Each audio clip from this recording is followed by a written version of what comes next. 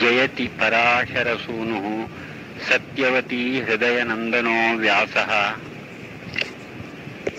ಕಮಲದಲಿತಂ ವಾಂಗ್ಮಯಮೃತಂ ಜಗತ್ ಪಿಬತಿ.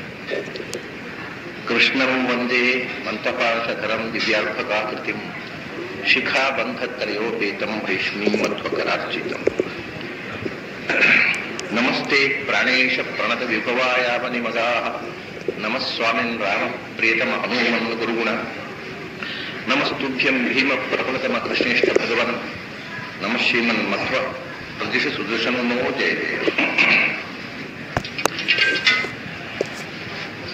ಮತ್ತೆ ಆಚಾರ್ಯ ಮಧ್ವರ ಅವತಾರದ ತಿಂಗಳು, ನವರಾತ್ರಿಯ ಕಾಲ, ಎಲ್ಲ ಪುಣ್ಯ ಸಂದರ್ಭಗಳ ಸಮಾವೇಶ. ಈ ಸಂದರ್ಭದಲ್ಲಿ ಕಳೆದ ಬಾರಿ ಮಧ್ವ ಚರಿತದ 10 ಸರ್ಗಗಳನ್ನು ನಾವು ಪೂರ್ತಿ ನೋಡಿದ್ದೆವು ಸುಮಾರಾಗಿ. ಪ್ರತಿ ಶ್ಲೋಕಾಲದಿದ್ದರೂ ಪ್ರತಿ ಸರ್ಗದಲ್ಲಿ ಬಂದಿರತಕ್ಕಂಥ ಕಥಾಭಾಗವನ್ನು ಒಂದು ದೃಷ್ಟಿಯಿಂದ ಸಮಗ್ರವಾಗಿ ನೋಡಿದ್ದೆವು.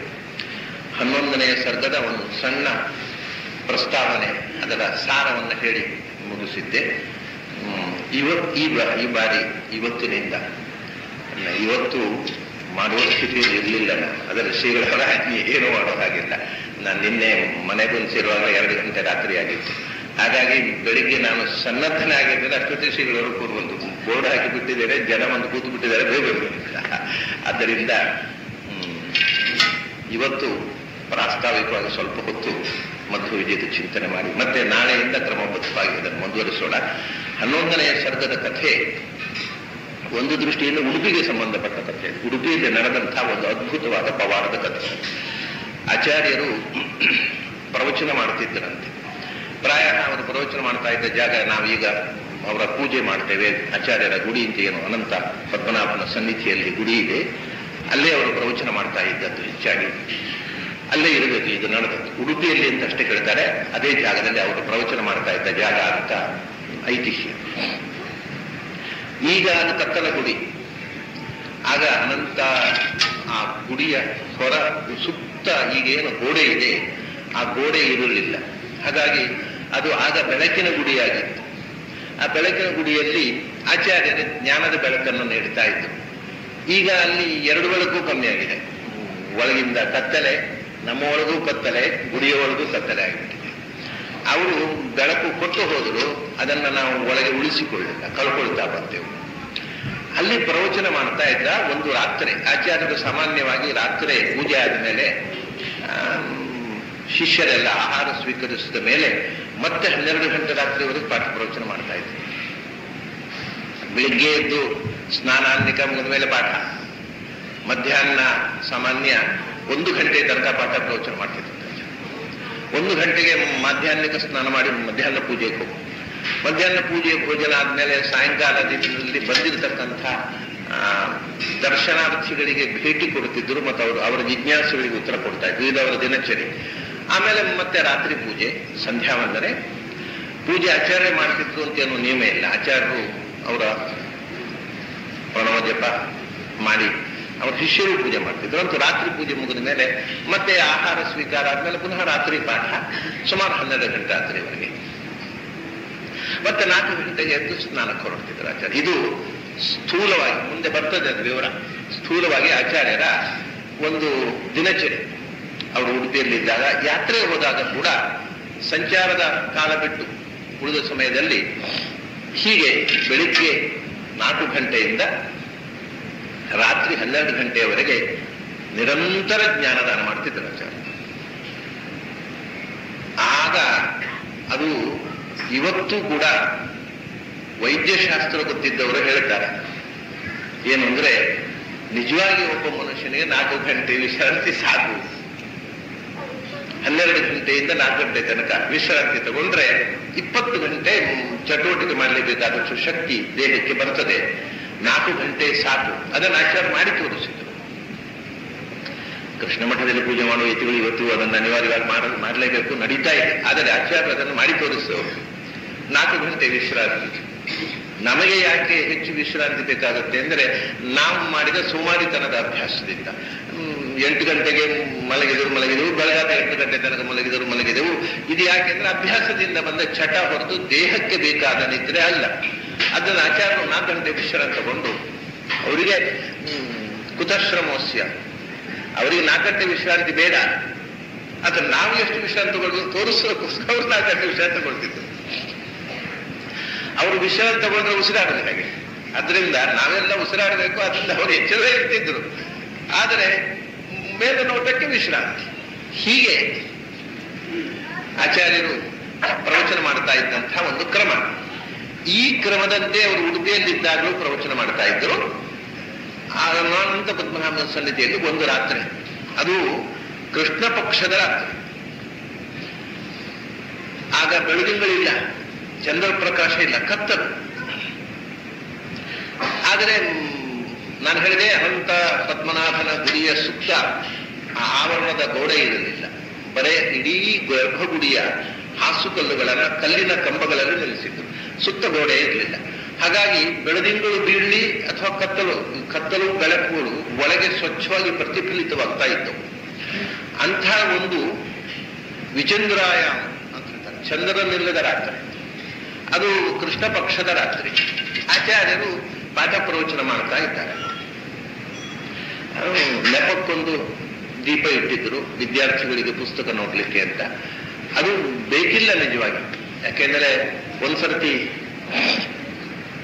ದೀಪ ಹಾರಿದಾಗ ಅಂಗುಷ್ಠ ರುಚಿಶೈವ ಅಂತ ತನ್ನ ಕಾಲುಗಳನ್ನು ಹೀಗೆ ಮುಂದೆ ಹಿಡಿದ್ರಂತೆ, ಅದರ ಬೆಳಕಿನಲ್ಲಿ ಓದಿ ಅಂತ ಹೇಳಿದ್ರು. ವಿದ್ಯಾರ್ಥಿಗಳು ಸ್ವಚ್ಛ ಓದ್ಲಿಕ್ಕೆ ಬಂತು. ಹಾಗಾಗಿ ಅವರೇ ಸ್ವತಃ ಬೆಳಕು, ಅವರು ದೀಪ ಇಟ್ಟಿದ್ರು. ಅದು ನಮ್ಗೆ ದೀಪ ಅಂದ್ರೆ ಕಾಲು ದೀಪ, ಎಳ್ಳೆಣ್ಣೆಯ ದೀಪದ ಬೆಳಕು ಎಷ್ಟಿರುತ್ತೆ ಅಂತ ನಮಗೆ ಗೊತ್ತಿದೆ.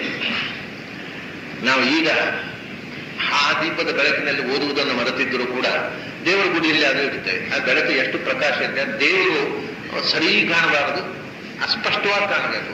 ದೇವರಿಗೆ ಸೋಡಿಯಂ ಲೈಟ್ ಹಾಕಿ ತೋರಿಸುವ ಕ್ರಮ ಇಲ್ಲ, ಯಾಕೆಂದ್ರೆ ದೇವರು ಪೂರ್ತಿ ಕಾಣುವುದಿಲ್ಲ ಯಾರಿಗೂ. ದೇವರು ಯಾರಿಗೂ ಅಪೂರ್ಣವಾದ ದರ್ಶನ ಹೊರತು ಪೂರ್ಣ ದರ್ಶನ ಇಲ್ಲ.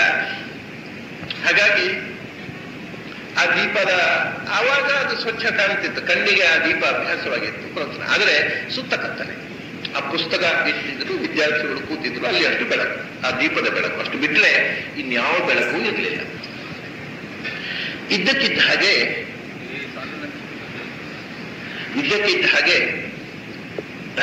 ಬೆಳಕು ಒಂದು ಸರ್ತಿ ಹುಣ್ಣಿಮೆಯ ದಿವಸ ಚಂದ್ರೋದಯ ಆದರೆ ಹೇಗೆ ಬೆಳಕು ಬರುತ್ತೆ, ಜಗ್ಗನೆ ಇಡೀ ಅನಂತ ಪದ್ಮನಾಭನ ದೇವಾಲಯದ ಗರ್ಭಗುಡಿಯ ಒಳಗಿನ ತನಕ ಒಂದು ಬೆಳಕು ಆದ ಹಾಗೆ ಅನುಭವ ಆಯ್ತಂತೆ. ವಿದ್ಯಾರ್ಥಿಗಳಿಗೆ ಆಶ್ಚರ್ಯ ಆಯಿತು, ಏನಪ್ಪ ಇದು ಬೆಳಕು, ಇದು ಎಲ್ಲಿಂದ ಬಂತು ಈ ಬೆಳಕು? ಇದ್ದಕ್ಕಿದ್ದ ಹಾಗೆ ಅಮಾವಾಸ್ಯೆಯ ಎದುರು ರಾತ್ರಿ, ಅಮಾವಾಸ್ಯೆಯೂ ಇದ್ದಿರಬಹುದು ಅಥವಾ ಅಮಾವಾಸ್ಯೆ ಇದ್ರು, ಒಟ್ಟು ಕೃಷ್ಣ ಪಕ್ಷದ ರಾತ್ರಿಯಲ್ಲಿ ಇದ್ದಕ್ಕಿದ್ದ ಹಾಗೆ ಬೆಳಕು ಎಲ್ಲಿಂದ ಬಂತು ಅಂತ. ಈಗ ಒಂದು ವೇಳೆ ಹಾಗೆ ಶೇಷಾದಿಗಳು ಬಂದರೂ ನಮ್ಗೆ ಗೊತ್ತಾಗಲ್ಲ, ಯಾಕಂದ್ರೆ ಸೋಡಿಯಂ ಲೈಟ್ನ ಅಡಿಯಲ್ಲಿ ಅವರು ಕಾಣುವುದೇ ಇಲ್ಲ. ಆಗ ಹಾಗಲ್ಲ, ಪ್ರಕೃತಿಯ ಬೆಳಕು ಬಿಟ್ಟರೆ ವಿಕೃತಿಯ ಬೆಳಕು ಇರಲಿಲ್ಲ. ಹಾಗಾಗಿ ಬೆಳಕು ಎಲ್ಲಿಂದ ಬಂತು ಅಂತ ಎಲ್ಲರಿಗೂ ಆಶ್ಚರ್ಯ. ಅದಕ್ಕೆ ಆಚಾರ್ಯರು ನಕ್ಕರಂತೆ, ಬೆಳಕು ಎಲ್ಲಿಂದ ಬಂತು ತಿಳಿಬೇಕೇನೋ ನಿಮಗೆ, ಬನ್ನಿ ಅಂತ ಹೊರಗೆ ಕರ್ಕೊಂಡು ಬಂದರು, ಬೀದಿ ಕರ್ಕೊಂಡು ಬಂದರು. ಮೇಲೆ ನೋಡಿ, ಮೇಲೆ ನೋಡಿದ್ರೆ ಏನ್ ಚಂದ್ರ ಕಾಣ್ತಾರೆ ಇವತ್ತು ಕೃಷ್ಣ ಪಕ್ಷದ ದಿವಸ, ಏನ್ ತೋರಿಸ್ತಾ ಇದ್ದಾರೆ ಆಚಾರ್ಯರು ಅಂತ ನೋಡಿದರೆ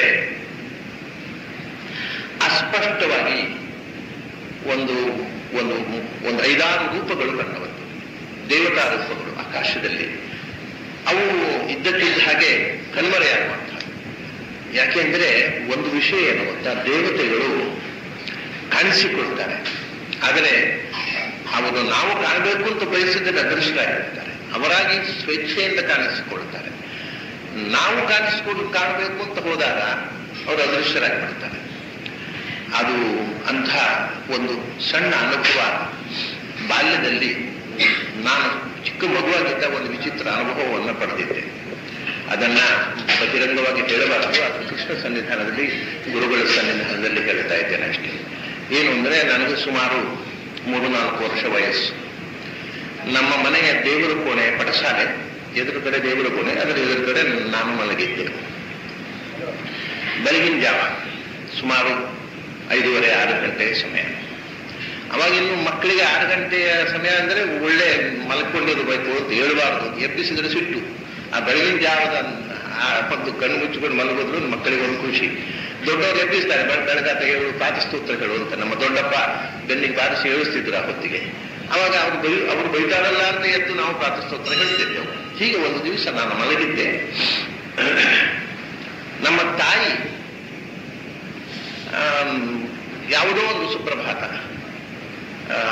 ಕೃಷ್ಣನ ಸುಪ್ರಭಾತ, ಕನ್ನಡದ ದಾಸರ ಹಾಡು ಹೇಳ್ತಿದ್ವಿ. ಬೆಳಗಾಯಿ ಹೇಳು ಅಂತ ಏನೋ ಬರುತ್ತೆ, ಯಾವ ಹಾಡು ಅಂತ ನನಗೆ ನೆನಪಿಲ್ಲ. ಅಂತೂ ದೇವರನ್ನ ಸುಪ್ರಭಾತದಿಂದ ಸ್ತೋತ್ರ ಮಾಡುವ ಒಂದು ದಾಸರ ಹಾಡು. ಅದನ್ನು ಹೇಳ್ತಾ ನನ್ನ ಬೆನ್ನು ತಡ್ತಾ ಇತ್ತು. ಇನ್ನೂ ಆನಂದ, ಯಾಕೆಂದ್ರೆ ಹೇಳಬೇಕಾಗಿಲ್ಲ ನೋಡಿ, ಬೆನ್ನು ತಡ್ತಾ ಇದ್ದಾನೆ. ಹಾಡು ಕೇಳ್ತಾ ಕಣ್ಣು ತೆರೆದು ಮಲಗಿದ್ದೆ. ನಾನು ಎದುರಿನಲ್ಲಿ ದೇವರ ಗುಡಿ, ಈ ಕಡೆ ನಾನು ಮಲಗಿದ್ದೆ. ಮಧ್ಯದಲ್ಲಿ ಪಡಸಾಲೆಯ ಇಷ್ಟು ಜಾಗ ಇದೆ. ಇದ್ದಕ್ಕಿದ್ದ ಹಾಗೆ ನಾನು ಕಣ್ಣು ತೆರೆದು ನೋಡ್ತಾ ಇದ್ದೆ. ಇದ್ದಕ್ಕಿದ್ದ ಹಾಗೆ ನನ್ನ ಮತ್ತು ಆ ಗರ್ಭಗುಡಿಯ ದೇವರ ಕೋಣೆಯ ಮಧ್ಯದ ಭಾಗದಲ್ಲಿ ಒಂದು ಗೋಡೆ ಬಂದ ಹಾಗೆ, ಆಚೆದೇನೂ ಕಾಣೋದಿಲ್ಲ, ಒಂದು ಪ್ರಕಾಶ ತುಂಬಿತ್ತು. ಅದು ಪ್ರಕಾಶ ಹಳದಿ ಬಣ್ಣದ್ದಿತ್ತು. ಹಳದಿ ಬಣ್ಣದ ಒಂದು ಪರದೆ ಇಳಿಬಿಟ್ರೆ, ಹಳದಿ ಬಣ್ಣದ ಕರ್ಟನ್ ಅನ್ನ ಇಳಿಬಿಟ್ರೆ ಹೇಗೆ ಆಚೆದೇನು ಕಾಣೋದಿಲ್ಲ, ಹಾಗೆ ಒಂದು ಹಳದಿ ಬಣ್ಣದ ಪ್ರಕಾಶ ಈ ಗೋಡೆಯಿಂದ ಆ ಗೋಡೆಯ ತನಕ ಪೂರ್ತಿ ನನಗೂ ಮತ್ತು ಗರ್ಭಗುಡಿಗೂ ಮಧ್ಯದಲ್ಲಿ ಒಂದು ಬೆಳಕಿನ ಪ್ರಕಾಶ ತುಂಬಿತ್ತು. ಸಣ್ಣ ಹುಡುಗ ನೋಡಿ, ಭಾರಿ ಆಶ್ಚರ್ಯ, ಅಲ್ಲ ದೊಡ್ಡವರಿಗೂ ಆಶ್ಚರ್ಯ ಇದೆ. ನನಗಂತೂ ಕುತೂಹಲ ತಡೆಯಲಾರದೆ, ಏನು ಬಣ್ಣದ ಒಂದು ಪ್ಯಾಚ್ ಬಿತ್ತಲ್ಲ ಇಡೀ ಗೋಡೆಗೆ, ಏನೋ ಒಂದು ಹಳದಿ ಬಣ್ಣದ ಒಂದು ಗೋಡೆ ಎಬ್ಬಿಸಿ ಹಳದಿ ಪೇಂಟ್ ಮಾಡಿದ ಹಾಗೆ, ಅಥವಾ ಹಳದಿ ಬಣ್ಣದ ಕರ್ಟನ್ ಪರದೆಯನ್ನು ಇಳಿಬಿಟ್ಟ ಹಾಗೆ ಅಂತ ನಾನು ಬಹಳ ಕುತೂಹಲದಿಂದ ಅದನ್ನು ನೋಡ್ತಾ ನಿಂತೆ, ಕಣ್ಣರಳಿಕೊಂಡು. ತಾಯಿ ಹಾಗೆ ಹೇಳ್ತಾ ಇದ್ದಾಳೆ, ನನಗೆ ಯಾವುದರ ಗಮನವೂ ಇಲ್ಲ ಆ ಬೆಳಕಿನ ಬಗ್ಗೆ. ಆ ಬೆಳಕು ಕಾಣುವುದೇ ಒಂದು ಭಾಗ್ಯ. ಅದು ಅಂಥ ಒಂದು ಬೆಳಕು ನನಗೆ ಏನು ಗೊತ್ತಿಲ್ಲದ ಒಂದು ಮುಖ್ಯ ವಯಸ್ಸಿನಲ್ಲಿ ಕಂಡಾಗ ಆಗ್ತಕ್ಕಂಥ ವಿಸ್ಮಯ ನೀವು ಊಹಿಸಬಹುದು. ಅತ್ಯಾಶ್ಚರ್ಯ ಆಯಿತು, ಏನು ಬೆಳಕಪ್ಪ ಇದು ಅಂತ ನೋಡ್ತಾ ಕೂತೆ. ಆ ಬೆಳಕಿನ ಮಧ್ಯದಲ್ಲಿ ಒಂದು ವೃತ್ತಾಕಾರವಾದ ಇನ್ನೊಂದು ಬೆಳಕು ಮೂಡಿತು. ಅದು ಒಂದು ರೀತಿಯ ಸೂರ್ಯಪ್ರಕಾಶ, ಅಂದ್ರೆ ಉದ್ಯದಾದಿತ್ಯವನ್ನು ಅಷ್ಟೇವಲ್ಲ, ಆ ಬೆಳಗಿನ ಜಾವದ ನಸುಗೆಂಪು. ಅಂದ್ರೆ ಇದು ಹಳದಿ, ಅದರ ಮಧ್ಯದಲ್ಲಿ ಪುತ್ಥಳಿ ಚಿನ್ನದ ಕೆಂಪು, ಒಂದು ಪ್ರಭಾವಳಿ ನಿರ್ಮಾಣ ಆಯಿತು. ಇನ್ನೂ ಆಶ್ಚರ್ಯ, ಕಣ್ಣು ತೆರೆದು ನೋಡ್ತಾ ಕೂತೆ. ಆಶ್ಚರ್ಯ ಆನಂದ ಎರಡೂ ಇತ್ತು ಅದರಲ್ಲಿ. ಅದು ಯಾಕೆಂದ್ರೆ ನಿಮಗೆ ಒಂದು ಸಂಗತಿ, ನನಗೆ ಆ ವಯಸ್ಸಿನಲ್ಲಿ ನಡೆದ ಯಾವ ಘಟನೆಯೂ ನೆನಪಿಲ್ಲ, ಇದು ಒಂದು ಬಿಟ್ಟು. ಇದು ಮರೆಯೋದೇ ಸಾಧ್ಯ ಇಲ್ಲ. ಅದು ಒಂದು ಪ್ರಭಾವಳಿ ಮಧ್ಯದಲ್ಲಿ, ಆ ಪ್ರಭಾವಳಿಯನ್ನು ಆಶ್ಚರ್ಯದಿಂದ ನೋಡ್ತಾನೆ. ಅದರ ಮಧ್ಯದಲ್ಲಿ ಒಂದು ಪುಟ್ಟ ಮಗು ಕಾಣಿಸಿಕೊಂಡಿತು. ಪುಟ್ಟ ಮಗು, ನೀಲವರ್ಣದ ಮಗು. ಅದು ನವಿಲು ಗರಿ ಕೈಯಲ್ಲಿ ಕೊಳನೆ. ಆಮೇಲೆ ತಮಾಷೆಯಿಂದ ಕೊಳಲು ಬಾರಿಸ್ತಾ ಇಲ್ಲ, ಕೈಯಲ್ಲಿ ಕೊಳಲಿದೆ, ನವಿಲು ಗರಿ ಇದೆ. ಅದ್ಭುತ ಸೌಂದರ್ಯದ ಒಂದು ಮಗು. ಕಣ್ಣು ತೆರೆದು ನೋಡಿದೆ ನಾನು. ಕೊಳಲು ಉತ್ತನ ಆ ನಾದ ಕೇಳುತ್ತೋ ಅಂತ ಕಣ್ಣು ತೆರೆದು ಕಿವಿ ತೆರೆದು ಕೂತೆ. ಆದರೆ ಕೊಳಲು ಊದಲಿಲ್ಲ. ನನ್ನನ್ನು ನೋಡಿ ನಗ್ತಾ ಇದ್ದ. ಪಕ್ಕದಲ್ಲಿ ಒಂದು ಗುಲಾಬಿಯ ಗಿಡ, ವಿಚಿತ್ರ ಇದು, ಯಾವುದೋ ಒಂದು ವೆಸ್ಟರ್ನ್ ಫ್ಲವರ್, ಒಂದು ಗುಲಾಬಿ ಗಿಡ. ಅದರಲ್ಲಿ ತುಂಬಾ ಮುಳ್ಳುಗಳಿವೆ. ಮೇಲಿನಿಂದ ಒಂದು ದೊಡ್ಡ ಗುಲಾಬಿ ಅರಳಿದೆ. ಈ ಮಗು, ಕೊಳಲು ಹಿಡಿದ ಮಗು, ಕೈ ಚಾಚಿ ಆ ಗುಲಾಬಿ ಹೂವನ್ನ ಹೀಗೆ, ಗುಲಾಬಿ ಹೂವಿನ ಬೇಕು ತೊಟ್ಟನ್ನ ಹಿಡಿದು ಆ ಹೂವನ್ನು ನನ್ನ ಕಡೆ ಹೀಗೆ ತೋರಿಸಿ ನಗ್ತಾ ಇದ್ದಾನೆ. ಇಷ್ಟೇ ನಾನು ಕಂಡ ದೃಶ್ಯ. ಇಷ್ಟ ನೋಡಿದ್ನಲ್ಲ, ತಡಿಲಿಕ್ಕಾಗಲಿಲ್ಲ ನನಗೆ. ಆ ಎಂಗ್ಸೈಟಿ ತಕ್ಷಣ ಅಮ್ಮ ನೋಡಲ್ಲಿ ಅಂತ ಹೇಳಿದೆ ನಾನು. ಅಮ್ಮ ನೋಡಿ ಅಂತ ಹೇಳಿದ್ರೆ ಅಮ್ಮ ಬಗ್ಗಿದ್ದವಳು, ಎಂಥದ್ದು ಮಗು ಅಂತ ಕಣ್ಣೆತ್ತಿದ್ಲು. ಅವಳು ಕಣ್ಣೆತ್ತಿದ್ದೆ, ಇಡೀ ದೃಶ್ಯ ಡಿಸಿಪಿಯರ್ ಆಯಿತು. ನಾನು ಅಮ್ಮನ ಹತ್ರ ಹೇಳಬಾರದಿತ್ತು, ನಾನೇ ನೋಡ್ತಾ ಇರಬೇಕು ಮತ್ತೆ ಅನಿಸಿತ್ತು. ಆದರೆ ಮತ್ತೆ ಎಂದೂ ಆ ದೃಶ್ಯ ಕಾಣಲಿಲ್ಲ. ಇದು ಆವಾಗ ನನಗೆ ಅರ್ಥ ಆಗಿರಲಿಲ್ಲ. ಆದರೆ ಮತ್ತೆ ನನಗೆ ಬಹಳ ಸಮಯದ ನಂತರ ಅವನು ಹೇಗೆ, ಯಾಕೆ, ಏನು ಸಂದೇಶ ಕೊಟ್ಟ ಅನ್ನೋದು ತಿಳಿಯಿತು. ಆ ಮುಳ್ಳು ತುಂಬಿದ ಗುಲಾಬಿ ಗಿಡ ಅದು ವೆಸ್ಟರ್ನ್ ಕಲ್ಚರ್ನ ಸಂಕೇತ. ಅದರಲ್ಲಿರುವ ಗುಲಾಬಿ ನಮ್ಮ ಭಾರತದ ಸತ್ವದ ಸಂಕೇತ. ಪಶ್ಚಿಮಕ್ಕೂ ಕೂಡ ನಮ್ಮ ಗುಲಾಬಿ ಹೂವಿನ ಕಂಪನ್ನ ಪಶ್ಚಿಮಕ್ಕೂ ಮುಟ್ಟಿಸಬೇಕು. ಅದು ಪಶ್ಚಿಮದ ಒಳ್ಳೆಯ ಅಂಶಗಳಿದ್ದರೆ ನಮ್ಮ ಜನರಿಗೆ ಅದನ್ನು ಅಳವಡಿಸಿಕೊಳ್ಬೇಕು. ಅವರಲ್ಲಿರುವ ಒಳ್ಳೆಯತನವನ್ನು ನಾವು ಅಳವಡಿಸಿಕೊಳ್ಬೇಕು, ನಮ್ಮಲ್ಲಿರುವ ಒಳ್ಳೆಯದನ್ನು ಅವರಿಗೆ ಹಂಚಬೇಕು ಅಂತಕ್ಕಂಥ ಸಂದೇಶ ಕೃಷ್ಣ ಕೊಟ್ಟ ಅಂತ ನಾನು ತಿಳ್ಕೊಂಡೆ. ಅವನ ಪೂರಾರ್ಥ ನಮಗೇನು ಗೊತ್ತು. ಅದು ಇಲ್ಲಿರುವ ಒಂದು ವಿದೇಶಿ ಹೂವಿನ ಗಿಡ ತೋರಿಸಿ, ಅದರ ಮುಳ್ಳು ತೋರಿಸಿ, ಅದರ ಮೇಲೆ ಹೂವು ತೋರಿಸಿ, ಅದೆಲ್ಲ ಕಡೆಗೆ ಇದರ ಕಡೆಗೆ ನಿನ್ನ ಗಮನ ಇರಲಿ, ಮುಳ್ಳಿನ ಕಡೆಗೆ ಗಮನ ಇಡಬೇಡ, ಹೂವಿನ ಕಡೆಗೆ ಗಮನ ಹರಿಸು ಅಂತ ಅದು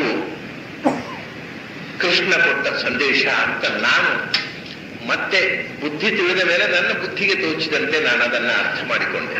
ಯಾಕೆ ಈ ಕಥೆಯನ್ನು ಹೇಳಿದೆ ಅಂದ್ರೆ, ನಾನು ನೋಡ್ತಾ ಇದ್ದರೆ ಇನ್ನಷ್ಟು ಹೊತ್ತು ಕಾಣಿಸ್ತಿದ್ನೋ ಏನೋ. ನಾನು ಇನ್ನೊಬ್ಬರಿಗೆ ತೋರಿಸ್ಲಿಕ್ಕೆ ಹೋದೆ. ನನ್ನ ಅಮ್ಮ ಎಲ್ಲಿದೆ ಅಂತ ಕಣ್ಣೆತ್ತಿ ನೋಡಿದ್ಲು, ಅಲ್ಲಿಗೆ ಸಮುದ್ರ ದೃಶ್ಯವು ಡಿಸಪಿಯರ್ ಆಯಿತು. ಹಾಗೆ ನೋಡಬೇಕು ಅಂತ ನಾವು ಬಯಸಿ ಕಣ್ಣೆತ್ತಿದ್ರೆ ಕಾಣುವುದಿಲ್ಲ. ಆದರೆ ಆಚಾರ್ಯರ ಸಂಕಲ್ಪ ಅದರಿಂದ ಸ್ವಲ್ಪ ಕಂಡಿದ್ದೀವಿ. ನೋಡಿ ಮೇಲಿಂದ ಸನಕಾದಿ ಮುನಿಗಳು, ಅಂದ್ರೆ ಸನಕಾದಿ ಮುನಿಗಳು ಅಂತ ಗೊತ್ತಿಲ್ಲ ಈ ಶಿಷ್ಯರಿಗೆ, ಯಾರೋ ಮುನಿಗಳು ಆಕಾಶದಲ್ಲಿ ಬೆಳಕಿನ ಪುಂಜವಾಗಿ ಹೋಗ್ತಾ ಇದ್ದಾರೆ. ಶೇಷ ಅದು ಒಂದು ಬೆಳಕಿನ ಪುಂಜ, ಇವರಿಗೆ ಕಾಣೋದು ಬೆಳಕಿನ ಪುಂಜ, ಅಸ್ಪಷ್ಟವಾದ ಆಕಾರ. ಇವರು ನೋಡ್ತಾ ಇದ್ದ ಹಾಗೆ ಅದು ಕಣ್ಮರೆ ಆಗ್ತದೆ, ಕತ್ತಲು, ಆ ಬೆಳದಿಂಗಳಿಲ್ಲ, ಆ ಬೆಳದಿಂಗಳೇ ಇಲ್ಲ, ಕತ್ತಲು ತುಂಬಿತು. ಕತ್ತಲು ತುಂಬಿ ಮತ್ತೆ ಒಳಗೆ ಕರ್ಕೊಂಡು ಹೋದ ರಾಜ. ಇವರು ಹುಡುಗರಿಗೆ ಏನು ಗೊತ್ತಾಗಿರ್ಲಿಕ್ಕಿಲ್ಲ, ವಿದ್ಯಾರ್ಥಿಗಳಿಗೆ ಅವರ ಹತ್ರ ಏನು ಬೆಳಕು, ಏನೋ ಒಂದು ಕಂಡ ಹಾಗಾಯಿತು, ಅದು ಅಲ್ಲಿಂದ ಅದೃಶ್ಯವಾಯಿತು, ಏನು ಕಥೆ ಅಂತ. ಆಗ ಆಚಾರ್ಯರು ಹೇಳಿದರು, ಅಪ್ಪ ನಿಮಗೆ ಅದನ್ನು ತೋರಿಸೋಣ ಅಂತ ಹೊರಗೆ ಕರ್ಕೊಂಡು ಹೋದೆ. ಋಷಿಮುನಿಗಳು, ಸನಕಾದಿಗಳು ಮತ್ತು ಶೇಷ ಅಲ್ಲಿ ಬಂದಿದ್ದ. ಯಾಕೆ ಬಂದ ಅಂದ್ರೆ, ನೀವು ಮನಸ್ಸಿಟ್ಟು ಕೇಳ್ತಿರೋದಿಲ್ಲ ಗೊತ್ತಿಲ್ಲ ನನ್ನ ಪ್ರವಚನವನ್ನ. ಅವರು ಕೇಳಬೇಕು ಅಂತ ಬಂದರು ಅದರಂತೆ ಆಚಾರ. ಅವರು ಕೇಳಬೇಕು ಅಂತ ಬಂದರು, ನಾನು ಆಡುವ ಮಾತಲ್ಲ. ಅದು ಬಹಳ ಆಶ್ಚರ್ಯ ಆಯಿತು. ಇದು ಇಷ್ಟೂ ನಡೆದದ್ದು ಉಡುಪಿಯಲ್ಲಿ. ಅದರಿಂದ 11ನೇ ಅಧ್ಯಾಯದ ಸರ್ಗದ ಪೂರ್ತಿ ಕಥೆ ಅದು ಉಡುಪಿಯ ಜನ ಸನಕಾದಿ ಮುನಿಗಳನ್ನ, ಸ್ವಯಂ ಶೇಷನನ್ನ ಅಸ್ಪಷ್ಟವಾಗಿ ಆದರೂ ಕಣ್ಣಾರೆ ಕಂಡ ಒಂದು ಘಟನೆ. ಅವರು ಕಂಡದ್ದಲ್ಲ, ಆಚಾರ್ಯ ತೋರಿಸಿದ್ರು. ಹೀಗೆ ಆಯಿತು. ಆಮೇಲೆ ಏನಾಯಿತು, ಅವರು ಅದೃಶ್ಯರಾದರು. ಆಮೇಲೆ ಏನಾಗಿರ್ಬೇಕು ಅನ್ನೋದು ಇವರಿಗೆ ಕುತೂಹಲ. ಪ್ರಾಯ ಈ ಶಿಷ್ಯರೆಲ್ಲ ಆಚಾರ್ಯ ಹತ್ರ ಕೇಳಿರ್ಬೇಕು. ಅವರು ಬಂದು ಕೇಳಿದ್ರು, ಮುಂದೆ ಅದೃಶ್ಯರಾದರು, ಮುಂದೆ ಏನಾಯಿತು, ಮುಂದಿನ ಕಥೆ ಏನು ಅಂತಂದಾಗ ಮುಂದಿನ ಕಥೆಯನ್ನ ಆಚಾರ್ಯರು ಹೇಳಿರ್ಬೇಕು ಶಿಷ್ಯರಿಗೆ. ಸನಕಾದಿ ಮುನಿಗಳು ಹೊರಟು ಹೋದ್ರಪ್ಪ. ಹೋದ್ಮೇಲೆ ಅವರು ಶೇಷನ ಹತ್ತಿರ ಹೋಗಿ, ನಿಮ್ಮ ಭಗವಂತನ ಜೊತೆಗೆ ಸದಾ ಇರುವ ಭಗವಂತನ ಶಯನನೇ, ಸದಾ ಭಗವಂತನ ಜೊತೆಗಿರುವವ, ನಿನಗೆ ಗೊತ್ತು ಸತ್ಯ ವಸ್ತುಸ್ಥಿತಿ ಏನು ಅನ್ನೋದು ಗೊತ್ತು. ನೀನು ಹೋಗಿ ಮಹನೀಯವಾದ ಸಮಯಸ್ಯ, ಅದು ಆಚಾರ್ಯರ ಪ್ರವಚನವನ್ನು ಕೇಳಬೇಕಾಗಿದ್ದರೆ ಅದರ ಮಹತ್ವ ಎಂಥದ್ದು ನಮಗೆ ಹೇಳುವ. ಸನಕಾದಿ ಮುನಿಗಳು ಶೇಷನ ಹತ್ರ ಕೇಳಿದರು. ಇದು ದೇವಲೋಕದಲ್ಲಿ ನಡೆದ ಘಟನೆ, ಉಡುಪಿಯಲ್ಲಿ ಅಲ್ಲ. ಉಡುಪಿಯಲ್ಲಿ ಯಾರಾದ್ರೂ ಶೇಷಾಚಾರ್ಯ ಇದ್ದಿರ್ಬೋದು, ಅವ್ರನ್ನ ಕೇಳಿದ್ರೆ ಏನೋ ಸಿಗ್ತಿರಲಿಲ್ಲ.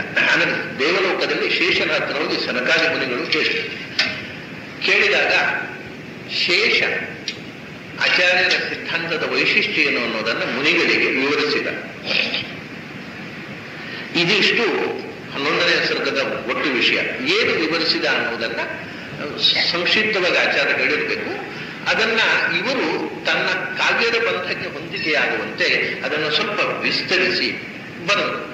ಏನು ಅಂದ್ರೆ ವಿಶೇಷ ಏನು ಅಂತಂದ್ರೆ, ಶೇಷ ಏನು ಹೇಳಿದ ಅನ್ನೋದನ್ನು ಹೇಳುವುದರ ಮೂಲಕ ಆ ಕಾಲದಲ್ಲಿ ಇದ್ದಂತಹ ಒಂದು ಸಂಪ್ರದಾಯಕ್ಕೆ ನಾರಾಯಣ ಪಂಡಿತರು ಮನ್ನಣೆ ಕೊಡಬೇಕಾಗಿತ್ತು. ಏನಂದ್ರೆ ಮಹಾಕಾವ್ಯ ಅಂತ ಆಗ್ಬೇಕಾಗಿದ್ರೆ ಏನೇನು ಇರಬೇಕು ಅಂತ ಒಂದು ಪಟ್ಟಿ ಮಾಡಿಕೊಂಡಿದ್ರು ಹಿಂದಿನ ಸಂಸ್ಕೃತ ಕವಿಗಳು. ಅದೆಲ್ಲ ಇರಬೇಕು ಅಂತ. ಸುಮ್ಮನೆ ಅದು ಶ್ರಾದ್ದ ನಿಯಮ, ಅದೇನು ಇರಬೇಕಾದ ನಿಯಮ ಇಲ್ಲ. ಆದರೂ ಒಂದು ಆ ಕಾಲದ ನಂಬಿಕೆ. ನಾರಾಯಣ ಪಂಡಿತರಿಗೆ ಮಧ್ವ ವಿಜಯ ಒಂದು ಸಾಮಾನ್ಯ ಕಾವ್ಯ ಅಲ್ಲ, ಮಹಾಕಾವ್ಯ ಆಗಬೇಕು ಅನ್ನೋದರ ಉದ್ದೇಶವಿತ್ತು. ಮಹಾಕಾವ್ಯ ಅಂತ ಆ ಕಾಲದ ಪಂಡಿತರು ಒಪ್ಕೋಬೇಕಾದ್ರೆ ಇಂಥ ವರ್ಣನೆಗಳು ಇರಬೇಕು ಅಂತ ಒಂದು ನಿಯಮ. ಅದರಲ್ಲಿ ಏನಿದೆ ಅಂದ್ರೆ ನಗರದ ವರ್ಣನೆ ಇರಬೇಕು. ಆಚಾರ್ಯರ ಜೀವನ ಚರಿತ್ರೆ ಬರೆಯೋ ಯಾವ ನಗರದ ವರ್ಣನೆಯನ್ನು ಆಚಾರ್ಯ ನಾರಾಯಣ ಪಂಡಿತರು ಮಾಡೋದು, ಇಲ್ಲಿ ಇರ್ತಕ್ಕಂಥ ನಗರಗಳ ವರ್ಣನೆ ಅಂಥ ನಗರಗಳೇ ಇರಲಿಲ್ಲ. ಸಾಮಾನ್ಯ ಆಗ ಇಡೀ ದೇಶದಲ್ಲಿ ಇದ್ದದ್ದು ಗ್ರಾಮೀಣ ಜೀವನ. ನಗರಗಳು, ರಾಜಧಾನಿಗಳು ಕೂಡ ಈಗದಂತೆ, ಈಗ ನಾವು ಏನು ನಗರಗಳು ಸಿಟಿ ಅಂತ ಹೇಳ್ತೇವೆ ಆ ರೀತಿಯ ರಾಜಧಾನಿಗಳಲ್ಲ. ಒಂದೊಂದು ಹಳ್ಳಿಯಲ್ಲೂ ಒಬ್ಬ ರಾಜ ಇದ್ದ. ಆ ಊರಿನಲ್ಲೇ ಒಂದು ದೊಡ್ಡ ಮನೆ, ಹುಲ್ಲಿನ ಮನೆ ರಾಜನ, ಅವನು ಹಂಚಿನ ಮನೆ ಅಲ್ಲ, ಹುಲ್ಲಿನ ಮನೆಯಲ್ಲೇ ರಾಜನ. ಅದರಿಂದ ಆ ಕಾಲದ ಜನಜೀವನವೇ ತೀರ ಅಪ್ಪಟ ಭಾರತೀಯವಾದಂತಹ ಜೀವನ ಕ್ರಮ ಇತ್ತು. ಈಗ ನಾವು ಪೂರ್ತಿ ಅದನ್ನ ನಾಗರಿಕ ಜೀವನದಲ್ಲಿ ಸಿಟಿ ಹೇಗಿರ್ಬೇಕು ಅಂದ್ರೆ ನಮಗೆ ಆದರ್ಶ ವೆಸ್ಟರ್ನ್ ಸಿಟಿ, ಅದರಂತೆ ನಾವು ನಮ್ಮ ಸಿಟಿಗಳನ್ನು ಪುನರ್ ನಿರ್ಮಾಣ ಮಾಡಿದೆವು. ಆಗ ಅಪ್ಪಟ ಭಾರತೀಯ ಸಿಟಿಗಳು. ಅದರಿಂದ ಈ ನಗರಗಳ ವರ್ಣನೆ ಅಂದ್ರೆ ಮಾಡಬಹುದು, ಮಾಡಬಾರ್ದು ಅಂತಲ್ಲ. ಆದರೆ ಆಚಾರ್ಯರ ಓಡಾಡಿದ ಜಾಗಗಳು, ಅವರು ಹೆಚ್ಚಾಗಿ ರಾಜಧಾನಿಗಳಲ್ಲಿ ಓಡಾಡಿದ್ದಾರೆ. ಅದರ ವರ್ಣನೆ ಬರುವುದಿಲ್ಲ ಅಂತಲ್ಲ. ಜಯಸಿಂಹನ ರಾಜಧಾನಿಯಲ್ಲಿ ಆಚಾರ್ಯರು ಇದ್ರು, ಅಲ್ಲಿ ಪ್ರವಚನ ಮಾಡಿದ್ರು. ಜಯಸಿಂಹನ ಭೇಟಿ, ಅನೇಕ ಜನ ರಾಜರುಗಳು ಉತ್ತರ ಭಾರತದಲ್ಲೂ ಮುಸ್ಲಿಂ ರಾಜ ಕೂಡ ಆಚಾರ್ಯರನ್ನು ಕರೆದು ಸನ್ಮಾನ ಮಾಡಿದ್ದಾರೆ. ಆದರೆ ಆವಾಗೆಲ್ಲ ಆ ಊರಿನ ನಗರಗಳನ್ನು ವರ್ಣಿಸುವುದು ನಾರಾಯಣ ಪಂಡಿತರು. ಅಲ್ಲಿ ಆಚಾರ್ಯರು ಏನು ಮಾಡಿದ್ರು ಅಂತ ಹೇಳುವುದು ಮುಖ್ಯ ಹೊರತು ಆ ಊರಿನಲ್ಲಿ ಎಂಥ ಮನೆಗಳಿದ್ದವು ಅದು ವರ್ಣನೆ ಮಾಡೋದು ಇಷ್ಟ ಆಗಲಿಲ್ಲ ನಾರಾಯಣ ಪಂಡಿತರಿಗೆ. ಅದನ್ನು ನಗರ ವರ್ಣನೆ ಮಾಡಬೇಕು. ಆಮೇಲೆ ನಗರ ವರ್ಣನೆ ಆದಮೇಲೆ ಆಮೇಲೆ ಋತುಗಳ ವರ್ಣನೆ ಮಾಡಬೇಕು. ವಸಂತ ಋತುವಿನಲ್ಲಿ ಹೂಗಳು ಅರಳಿದ್ದನ್ನು ವರ್ಣನೆ ಮಾಡಬೇಕು. ಗ್ರೀಷ್ಮ ಋತುವಿನ ಸೆಖೆ ವರ್ಣನೆ ಮಾಡಬೇಕು. ವರ್ಷ ಋತುವಿನಲ್ಲಿ ಮಳೆ ಬರುತ್ತದೆ, ಆ ಮಳೆಯ ವರ್ಣನೆ ಮಾಡಬೇಕು. ಬರ್ತಿತ್ತು, ಅದರ ವರ್ಣನೆ ಮಾಡಬೇಕು. ವರ್ಷ ಋತುವಿನಲ್ಲಿ ಮಳೆ ಬರುತ್ತಿತ್ತು, ಅದರ ವರ್ಣನೆ ಮಾಡಬೇಕು. ಆಮೇಲೆ ಹೀಗೆ ಶರದ್ ಋತು, ಆ ಶರದ್ ಋತುವಿನ ಚಂದ್ರಿಕೆ ಬೆಳದಿಂಗಳ ವರ್ಣನೆ ಮಾಡಬೇಕು. ಶಿಶಿರ ಚಳಿ, ಅದರ ವರ್ಣನೆ ಮಾಡಬೇಕು. ಹೇಮಂತದ ಚಳಿಯ ವರ್ಣನೆ, ಇದೆಲ್ಲ ಋತುಗಳ ವರ್ಣನೆ ಮಾಡಬೇಕು. ಆಮೇಲೆ ಸ್ತ್ರೀ ಪುರುಷರ ದಾಂಪತ್ಯದ ವರ್ಣನೆ ಮಾಡಬೇಕು. ಇದೆಲ್ಲ ಕವಿಗಳು ಹೀಗೆ ಮಾಡಬೇಕು ಅಂತ ಒಂದು ನಿಯಮ ಕಟ್ಟಿಕೊಂಡಿದ್ರು. ನಾರಾಯಣ ಪಂಡಿತರು ಕಂಡಿತು ಇದು ಇಲ್ಲದೇ ಇದ್ದದ್ರಿಂದ ಇದು ಮಹಾಕಾವ್ಯ ಅಲ್ಲ ಅಂತ ಯಾರು ಹೇಳೋದು ಬೇಡ. ಇದನ್ನು ನಾನು ವರ್ಣನೆ ಮಾಡಬಲ್ಲೆ. ಹೆಂಗ್ ಮಾಡೋದಪ್ಪ? ಮಧ್ವಾಚಾರ್ಯ ಚರಿತ್ರೆಯಲ್ಲಿ ದಾಂಪತ್ಯ ಜೀವನದ ವರ್ಣನೆ ಮಾಡಬಹುದು. ಎಲ್ಲಿ ಅವರ ತಂದೆ ತಾಯಿಯ ದಾಂಪತ್ಯ ಜೀವನ ವರ್ಣನೆ ಮಾಡಬಹುದು. ಆದರೆ ದಾಂಪತ್ಯ ಜೀವನದ ವರ್ಣನೆ ಅಂದ್ರೆ ಅವರು ಅನ್ಯೋನ್ಯವಾಗಿದ್ರು ಅಂತ ಇಷ್ಟೇ ಹೇಳುವುದಲ್ಲ, ಅವರ ದಾಂಪತ್ಯದ ಶೃಂಗಾರದ ವರ್ಣನೆ ಬರಬೇಕು. ನಾರಾಯಣ ಪಂಡಿತರಿಗೆ ಆಚಾರ್ಯ ಮಧ್ವರ ತಂದೆ ತಾಯಿಯ ಜೀವನದ ಶೃಂಗಾರದ ವರ್ಣನೆ ಮಾಡೋದಕ್ಕೆ ರಸಾಭಾಸದ ಕಾವ್ಯ ಆಗೋದಿಲ್ಲ, ಅದು ಇಷ್ಟ ಆಗೋದಿಲ್ಲ. ಹಾಗಾದ್ರೆ ಶೃಂಗಾರದ ವರ್ಣನೆ ಮಾಡಬೇಕು. ಆಚಾರ್ಯ ಜೀವನ ಜೊತೆಯಲ್ಲಿ ಶೃಂಗಾರ ರಸ ತರುವುದು ಹೇಗೆ? ಶೃಂಗಾರ ವೀರ ತರಬೇಕು. ಇದು ಎಲ್ಲಿ ತರೋದು? ವೀರರಸ ಆಚಾರ್ಯರ ವ್ಯಕ್ತಿತ್ವ ವೀರ ಸನ್ಯಾಸ, ಆದ್ರೆ ಶೃಂಗಾರ ರಸ ಹೇಗೆ ತರೋದು? ಹೀಗೆ ಯೋಚನೆ ಮಾಡ್ತಾ ನಾರಾಯಣ ಪಂಡಿತರು ತೀರ್ಮಾನ ಮಾಡಿದ್ರು, ಈ ಸನಕಾದಿಗಳ ಹತ್ತಿರ ಶೇಷ ಮೋಕ್ಷದ ವರ್ಣನೆ ಮಾಡ್ತಾರೆ. ಯಾಕೆಂದ್ರೆ ಸ್ವಯಂ ಸದಾ ಮುಕ್ತಿಯಲ್ಲೂ ಭಗವಂತನ ಸನ್ನಿಧಾನ ಇರತಕ್ಕಂತಹ ಶಕ್ತಿ ಅದು. ಮೋಕ್ಷದ ವರ್ಣನೆ ಮಾಡ್ತಾನೆ. ಆಗ ಮೋಕ್ಷದಲ್ಲಿ ನಗರಗಳು ಹೇಗಿದ್ದವು? ಮೋಕ್ಷದಲ್ಲಿ ಸ್ತ್ರೀ ಪುರುಷರು, ಇದರಿಂದ ಒಂದು ಹೊಸ ಸಂಗತಿ ಆಗತ್ತೆ. ಏನು ಅಂದ್ರೆ ಅಲ್ಲಿಯ ತನಕ ಆಚಾರ್ಯರ ತನಕವು ಮೋಕ್ಷದಲ್ಲಿ ಸ್ತ್ರೀಯರು ಪುರುಷರು ಅಂತ ವಿಭಾಗ ಇಲ್ಲ. ಎಲ್ಲ ಬೆಳಕಿನ ಪುಂಜ, ಅದಕ್ಕೆ ಲಿಂಗ ಇಲ್ಲ. ಬೆಳಕಿಗೆ ಲಿಂಗ ಇದೆಯೋ ಅದರಿಂದ ಸ್ತ್ರೀಲಿಂಗ ಪುಲ್ಲಿಂಗ ಎಲ್ಲ ಸಂಸಾರದಲ್ಲಿರೋದು. ಮೋಕ್ಷಕ್ಕೆ ಹೋದಾಗ ಜೀವಕ್ಕೆ ಲಿಂಗ ಭೇದ ಇಲ್ಲ ಅಂತ ಎಲ್ಲರೂ ನಂಬಿದ್ರು. ಅದನ್ನ ಅಲ್ಲ, ಜೀವಕ್ಕೆ ಲಿಂಗ ಭೇದ ಇದೆ, ಹೆಣ್ಣು ಅನ್ನುವುದು ಜೀವಕ್ಕೆ ಸಂಬಂಧಪಟ್ಟದ್ದು ಹೊರತು ದೇಹಕ್ಕೆ ಸಂಬಂಧಪಟ್ಟದ್ದು ಅಲ್ಲ ಅನ್ನುವುದನ್ನ ಮೊದಲು ಘೋಷಣೆ ಮಾಡಿದವರು ಆಚಾರ್ಯರು. ಯಾಕೆಂದ್ರೆ ಸ್ವಲ್ಪ ಯೋಚನೆ ಮಾಡಿದರೆ ಇದು ಎಲ್ಲರಿಗೂ ಅರ್ಥ ಆಗ್ತಿತ್ತು. ಅದರ ಹಿಂದೆ ಶಾಸ್ತ್ರ ಬರೆಯುವವರು ಯೋಚನೆ ಕಮ್ಮಿ ಮಾಡಿದ್ರು, ಹೆಚ್ಚು ಮಾತು ಬೆಳೆಸಿದ್ರು. ಆಚಾರ್ಯರು ಕಮ್ಮಿ ಮಾತು ಬೆಳೆಸಿದ್ರು, ಯೋಚನೆ ಹೆಚ್ಚು ಮಾಡಿದ್ರು. ಹಾಗಾಗಿ ಏನಾಯ್ತು ಅಂದ್ರೆ, ಲಿಂಗ ಜೀವಕ್ಕೆ ಇಲ್ಲ ಅಂದರೆ ದೇಹಕ್ಕೆ ಅಂತ ಹೇಳಿದ್ರೆ ಒಂದು ಸಮಸ್ಯೆ ಇದೆ. ಏನು ಅಂದ್ರೆ, ದೇಹಕ್ಕೆ ಎಲ್ಲಿಂದ ಲಿಂಗ? ದೇಹ ಅಂದ್ರೆ ಜಡ ಅಲ್ಲ, ಜಡಕ್ಕೆ ಲಿಂಗ ಉಂಟು. ಜಡಕ್ಕೆ ಲಿಂಗ ಇಲ್ಲೇ ಇಲ್ಲ. ಮಣ್ಣಿಗೆ ಲಿಂಗ ಇಲ್ಲ, ನೀರಿಗೆ ಲಿಂಗ ಇಲ್ಲ, ಬೆಂಕಿಗೆ ಲಿಂಗ ಇಲ್ಲ, ಗಾಳಿಗೆ ಲಿಂಗ ಇಲ್ಲ, ಆಕಾಶಕ್ಕೆ ಲಿಂಗ ಇಲ್ಲ. ಆ ಪಂಚಭೂತಗಳು ಸೇರಿ ಲಿಂಗ ಆಗುವುದು ಹೇಗೆ? ಯಾವುದೋ ಒಂದು ಲಿಂಗ. ಅದು ಹೆಣ್ಣು ಗಂಡು ಅನ್ನುವಂಥದ್ದು ಜಡಕ್ಕೆ ಅಲ್ಲ, ಅದು ಚೇತನ ಧರ್ಮ. ಯಾವ ಜಡವನ್ನು ಇದು ಹೆಣ್ಣು ಅಂತ ಹೇಳುವುದಿಲ್ಲ. ಹೇಳ್ತಾರೆ, ಶಿಲ್ಪಿಗಳು ಹೇಳ್ತಾರೆ ಏನಂದ್ರೆ ಹೆಣ್ಣು ಶಿಲೆ ಗಂಡು ಶಿಲೆ ಅಂತ. ಯಾವುದಕ್ಕೆಂದ್ರೆ ಅವರ ಗುರುತಿಗೋಸ್ಕರ ಹೇಳೋದು. ಗಂಡು ಶಿಲೆ ಅಂದ್ರೆ ಸ್ವಲ್ಪ ಬರಬರ ಸದ್ದಾದ್ರೆ ಗಂಡು ಶಿಲೆ, ಒಳ್ಳೆ ಮಧುರ ಧ್ವನಿ ಬಂದ್ರೆ ಹೆಣ್ಣು ಶಿಲೆ ಅಂತ. ಅದು ಸುಮ್ಮನೆ ಅನುಕರಣ, ಶಿಲೆಯಲ್ಲಿ ಹೆಣ್ಣು ಗಂಡು. ಹಾಗಾಗಿ ಹೆಣ್ಣು ಗಂಡು ಅನ್ನೋ ವಿಭಾಗವೇ ಜೀವದ ಸ್ವಭಾವ. ಅದು ಜಡದಲ್ಲಿ ಇಲ್ಲ. ಎಲ್ಲ ಹೇಳಿದ್ರು ಅದು ಜಡ ಧರ್ಮ ಅಂತ. ಜಡಕ್ಕೆ ಲಿಂಗ ಎಲ್ಲಿಂದ ಬಂತು? ಯಾರು ತಲೆ ಖರ್ಚು ಮಾಡಲೇ ಇಲ್ಲ ಈ ವಿಷಯದಲ್ಲಿ. ಜಡಕ್ಕೆ ಲಿಂಗ ಇಲ್ಲ. ಆದ್ರಿಂದ ಲಿಂಗ ಜಡಕ್ಕೆ, ಜಡದೇಹಕ್ಕೆ ಲಿಂಗ ಬರಬೇಕಾಗಿದ್ರೆ ಅದರ ಒಳಗಿರುವ ಚೇತನದ ಪ್ರಭಾವದಿಂದ ಬರಬೇಕು. ಹಾಗಾಗಿ ಚೇತನದಲ್ಲಿ ಲಿಂಗ ಇದೆ, ಆ ಲಿಂಗ ಜಡದ ದೇಹದಲ್ಲಿ ಅಭಿವ್ಯಕ್ತವಾಗುತ್ತೆ ಅನ್ನುವಂಥ ಮಾತನ್ನ ಮೊದಲು ಅಭಿವ್ಯಕ್ತಪಡಿಸುವರ ಆಚಾರ. ಯಾರು ಯೋಚನೆ ಮಾಡಿಲ್ಲ ಜಡಕ್ಕೆ ಹೇಗೆ ಲಿಂಗ ಅಂತ, ಯಾರೂ ತಲೆ ಕೆಡಿಸಿಕೊಳ್ಳಿಲ್ಲ. ಆದ್ದರಿಂದ ಹೆಣ್ಣು ಗಂಡು ಅಂತಕ್ಕಂತಹ ಒಂದು ವಿಭಾಗ ಯಾವಾಗ ಜೀವ ಸ್ವರೂಪವುದು ಮೋಕ್ಷದಲ್ಲಿ ಇರಬೇಕಲ್ಲ. ಅದರಿಂದ ಮೋಕ್ಷದಲ್ಲಿ ಕೂಡ ಅದಕ್ಕೆ ಆಧಾರ ಸ್ಪಷ್ಟವಾಗಿ ಸುತ್ತಿದೆ. ಸ್ತ್ರೀಭಿರುವ ಯಾನೇರುವ ಜ್ಞಾತಿಭಿರುವ ಅಜ್ಞಾತಿಭಿರುವ ಅಂತ ಸ್ತ್ರೀಭಿರುವ. ಆಮೇಲೆ ಭಾಗವತದಲ್ಲಿ ಮೋಕ್ಷ ವರ್ಣನೆ ಮಾಡುವಾಗ ಅಲ್ಲಿ ಸ್ತ್ರೀ ಪುರುಷರು ವಿಮಾನದಲ್ಲಿ ವಿಹರಿಸ್ತಾರೆ ಅಂತಕ್ಕಂಥ ಮಾತನ್ನೆಲ್ಲ ಹೇಳಿದ್ದಾರೆ. ಇದೆಲ್ಲ ಒಂದು ಶಾಸ್ತ್ರೀಯವಾಗಿ ವೇದದಲ್ಲಿ ಬಂದ, ಪುರಾಣಗಳಲ್ಲಿ ಬಂದ ಜೀವ ಸ್ವರೂಪದ ಸ್ತ್ರೀ ಪುರುಷ ವಿಭಾಗ ಅದು ಮೋಕ್ಷದಲ್ಲಿದೆ ಅನ್ನುವಂತಹ ಒಂದು ಅಪೂರ್ವ ಪ್ರಮೇಯವನ್ನ ಹೇಳುವುದಕ್ಕೂ ಆಯಿತು.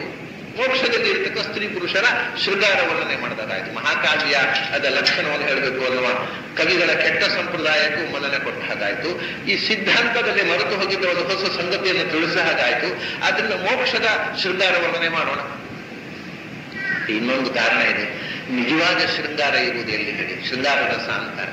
ಶೃಂಗಾರ ರಸ ಅಂದ್ರೆ ಅನ್ಯೋನ್ಯವಾದ ನಿಷ್ಕಲ್ಮಶವಾದ ಪ್ರೀತಿ. ಶೃಂಗಾರ ಅಂದ್ರೆ ಏನು? ಹೆಣ್ಣು ಗಂಡು. ಈಗ ಗಂಡಸು ಇಬ್ಬರನ್ನ ಪ್ರೀತಿ ಮಾಡಿದ್ರೆ ಸ್ನೇಹ ಅಂತ ಹೇಳ್ತಾರೆ. ಹೆಣ್ಣು ಗಂಡಿನ ಪ್ರೀತಿಯನ್ನು ಶೃಂಗಾರ ಅಂತ. ಅದು ನಿಜವಾಗಿ ಶೃಂಗಾರ ಇರುವುದಿಲ್ಲ. ದಾಂಪತ್ಯ ಜೀವನದಲ್ಲಿ ಇದೆ ಅಂತ. ದಾಂಪತ್ಯ ಜೀವನದಲ್ಲಿ ಕಾವ್ಯದಲ್ಲಿ ಮಾತ್ರ ಇರೋದು, ಜೀವನದಲ್ಲಿ ಇರೋದಿಲ್ಲ.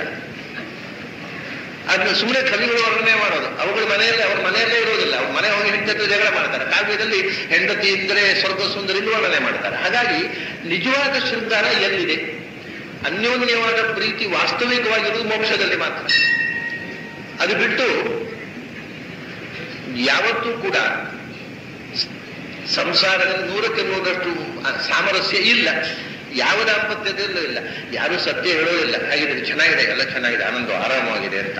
ಆದರೆ ಯಾರ ಜೀವನದಲ್ಲೂ ಕೂಡ 100ಕ್ಕೆ 100ರಷ್ಟು ಪ್ರೀತಿ ಸಾಮರಸ್ಯ ಇರುವುದಿಲ್ಲ. ಮತಭೇದಗಳಿರ್ತವೆ, ಅಸಮಾಧಾನಗಳಿರ್ತವೆ, ವೈರಸ್ಯಗಳಿರ್ತವೆ.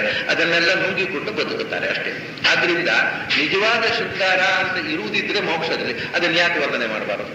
ಅದನ್ನ ಯಾಕೆ ಜನದ ಮುಂದೆ ಇಡಬಾರದು? ಅದನ್ನು ಓದಿ ಆದರೂ ಜೀವನದಲ್ಲಿ ಒಂದು ಚೆನ್ನಾಗಿ ಬದುಕಲಿಕ್ಕೆ ಕಲಿಯಿರಿ ಜನ. ಮೋಕ್ಷದ ಶೃಂಗಾರ ಹೀಗಿರುತ್ತೆ, ನಾವು ಹಾಗೆ ಅದನ್ನ. ಯಾಕೆಂದ್ರೆ ಇಲ್ಲಿ ಏನು ಭೋಗ ಇದೆ ಅದೆಲ್ಲವೂ ಮೋಕ್ಷ ಭೋಗದ ರೆಪ್ಲಿಕಾ. ಅದು ಮೂಲ. ಅದು ಅಲ್ಲಿಂದ ಅದರ ಛಾಯೆ ಇಲ್ಲಿ ಇರುವುದು. ಆದ್ರಿಂದ ಶೃಂಗಾರ ಅನ್ನೋದು ಮೋಕ್ಷದಲ್ಲಿ ಇಲ್ಲ ಅನ್ನೋ ಭ್ರಮೆ ತಪ್ಪು. ಇದನ್ನೂ ತಿಳಿಸ್ಬೇಕು. ಹೀಗೆ ಅನೇಕ ಮುಖಗಳಲ್ಲಿ ತಾತ್ವಿಕವಾಗಿಯೂ ಅನೇಕ ಉದ್ದೇಶಗಳಿದೆ. ಸಂಪ್ರದಾಯ, ಕವಿ ಸಮಯವನ್ನು ಪಾಲಿಸಿದಾಗಾಯಿತು. ಈ ಎಲ್ಲ ದೃಷ್ಟಿಯಿಂದ ಶೇಷನ ಬಾಯಿಯಿಂದ ಮೋಕ್ಷದಲ್ಲಿ ಇರತಕ್ಕಂಥ ಹೆಣ್ಣುಗಳು, ದಂಪತಿಗಳು ಅವರ ಒಂದು ಅನ್ಯೋನ್ಯ ಪ್ರೇಮದ ಪರಾಕಾಷ್ಠೆಯ ಚಿತ್ರಣ ಮಾಡಿದರು. ಒಂದು ವಿಚಿತ್ರ ಇದು. ಮಧ್ವ ವಿಜಯದಲ್ಲಿ ಹೀಗೊಂದು ವಿಷಯ ಬರಬಹುದು ಅಂತ ಕಲ್ಪನೆ ಮಾಡಲಿಕ್ಕಾದರೆ ಒಂದು ಸಂಗತಿಯನ್ನ 11ನೇ ಸರ್ಗದಲ್ಲಿ ದಾಂಪತ್ಯ ಜೀವನದ ಶೃಂಗಾರದ ವರ್ಣನೆ, ವಿಚಿತ್ರವಾದ ಶೃಂಗಾರದ ವರ್ಣನೆ ಮಾಡ್ತಾರೆ. ಅದರ ಪ್ರಾರಂಭದಲ್ಲಿ ಬರೇ ಶೃಂಗಾರದ ವರ್ಣನೆ ಅಷ್ಟೇ ಅಲ್ಲ, ನಾನು ಹೇಳಿದೆ ನಗರ ವರ್ಣನೆ ಬರಬೇಕು, ಋತುಗಳ ವರ್ಣನೆ, ವಸಂತ ಮಾಸದಲ್ಲಿ ಶೃಂಗಾರದ ವರ್ಣನೆ, ಹೀಗೆಲ್ಲ ಬರಬೇಕು. ನಗರದ ವರ್ಣನೆ ಮಾಡಲಿಕ್ಕೆ ಅವರು ವೈಕುಂಠ ನಗರ ಬಿಟ್ಟು ಅದಕ್ಕಿಂತ ಚಂದದ ನಗರ ಯಾವುದಿದೆ ಅಂತ ಯೋಚನೆ ಮಾಡಿದ್ರು. ವೈಕುಂಠದ ವರ್ಣನೆಯನ್ನ ಅದನ್ನು ತಗೊಂಡ್ರು. ಶೇಷ ಹೇಳ್ತಾನೆ, ವೈಕುಂಠನಂದು. ಅದು ಒಂದು ಅದ್ಭುತವಾದ ನಗರ. ಯಾಕೆಂದ್ರೆ ಅದು ಬೆಳಕಿನ ನಗರ. ಒಂದು ವಿಚಿತ್ರ ಏನು ಅಂದ್ರೆ, ನಮ್ಮ ನಗರದಲ್ಲಿ ಬೆಳಕು ಬರಬೇಕಾಗಿದ್ದರೆ ನಾವು ದೀಪ ಹಚ್ಚಬೇಕು. ಯಾಕಂದ್ರೆ ಸೂರ್ಯ ಇದ್ದಾನೆ ಮೇಲೆ, ಅದನ್ನು ನಾವು ಮಾಡಿ ಗೋಡೆ ಎಲ್ಲ ಮಾಡ್ಕೊಂಡು ಸೂರ್ಯನ ಬೆಳಕು ಒಳಗೆ ಬರದಂತೆ ಮಾಡಿ ಮನೆ ಕಟ್ಟಿಕೋತೇವೆ. ಮತ್ತೆ ಒಳಗೆ ಬೆಳಕು ಬರಬೇಕಾದ್ರೆ ದೀಪ ಹಚ್ಚು. ಅದು ನಾವು ಅಲ್ಲಿ ಇರತಕ್ಕಂಥ ಮನೆಗಳ ಗೋಡೆಯೂ ಬೆಳಕಿನ ಗೋಡೆ, ಅದನ್ನು ದೀಪ ಹಚ್ಚುವ ಕೆಲಸ ಇಲ್ಲ. ಯಾಕೆಂದ್ರೆ ಅದು ಎಲ್ಲವೂ ಪ್ರಕಾಶಮಯ. ಅಲ್ಲಿ ಓಡಾಡತಕ್ಕ ಜೀವರು ಜ್ಞಾನಾನಂದದ ಬೆಳಕಿನ ಸ್ವರೂಪರು. ಅಲ್ಲಿ ಇರತಕ್ಕಂಥ ಕಟ್ಟಡಗಳು ಬೆಳಕಿನ ಸ್ವರೂಪ.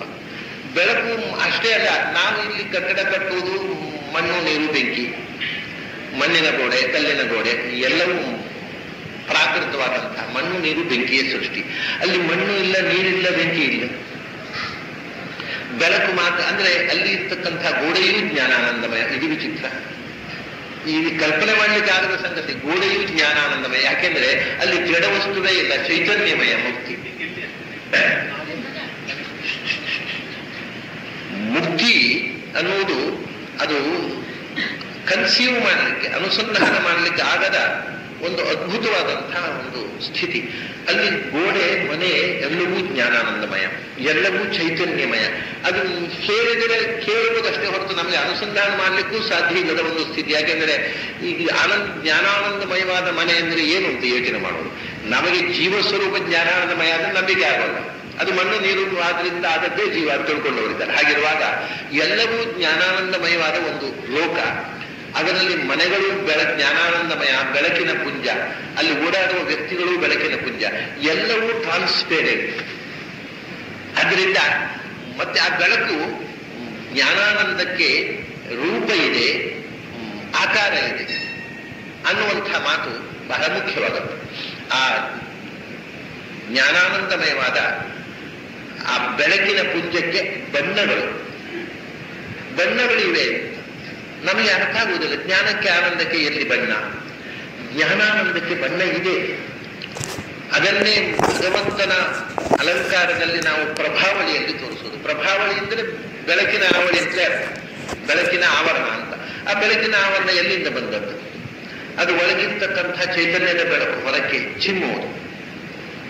ಅದರಿಂದ ಇವತ್ತಿಗೂ ಕೂಡ ಪ್ರತಿಯೊಬ್ಬರಿಗೂ ಪ್ರಭಾವಳಿ, ದೇವರಿಗೆ ನಾವು ಅಲಂಕಾರ ಮಾಡುತ್ತೇವೆ, ಪ್ರತಿಯೊಬ್ಬ ವ್ಯಕ್ತಿಗೂ ಅವನದ್ದೇ ಆದ ಒಂದು ಪ್ರಭಾವಳಿ ಇದೆ. ಯಾಕೆಂದ್ರೆ ಆಚಾರ್ಯರು ಒಂದು ಮಾತು ಹೇಳ್ತಾರೆ, ಮೂಲೇಚ ನಾವು ಹೃದಯೇಂದ್ರಿಯೋನಿ ಭೂಮಧ್ಯ